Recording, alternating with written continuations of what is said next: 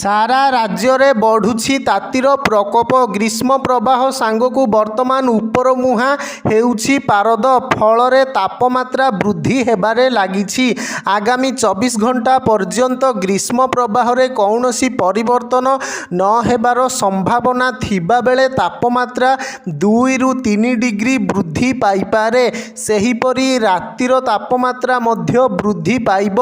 एनेई भुवनेश्वर पाणीपाग विज्ञान केन्द्र पक्षरु आकलन करा जाइछि। अन्यपटे चलित मास 30 रु एप्रिल पहिला जाए काल बैशाखी नहीं पाणीपाग केन्द्र पक्षरु किछि जिल्लाकु येलो वार्निंग जारी करा जाइछि। एही समय रे बिजुली घड़घड़ी और वर्षा सहित 30 रु 40 किलोमीटर बेगरे पवन बहिबार संभावना रही।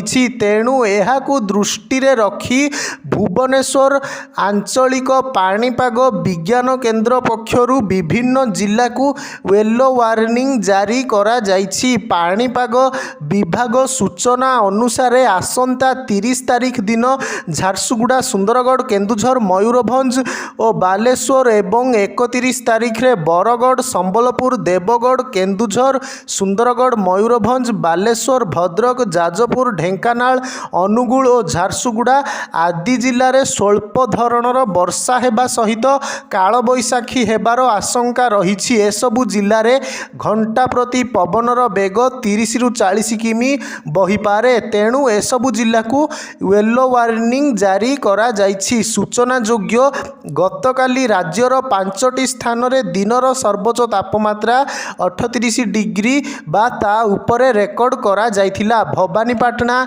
बलांगीर और मालकानगिरी रे दिनर सर्वोच्च तापमात्रा 38 डिग्री रेकर्ड करा जाइथिबा बेले नयागढ़ रे 38.2 और बौद्ध रे 38.5 डिग्री सेल्सियस रहिथिला दिनर सर्वोच्च तापमात्रा। सेहीपरि चांदबाली रे दिनर सर्वोच्च तापमात्रा 37.2 डिग्री रेकर्ड करा जाइथिबा बेले झारसुगुड़ा 37.4, संबलपुर 37.3, सुंदरगढ़ 37.3, तालचेर 37.8, पारला खेमुंडी 37.6 और रायगड़ा 37 डिग्री सेल्सियस रेकर्ड करा जाइथिला।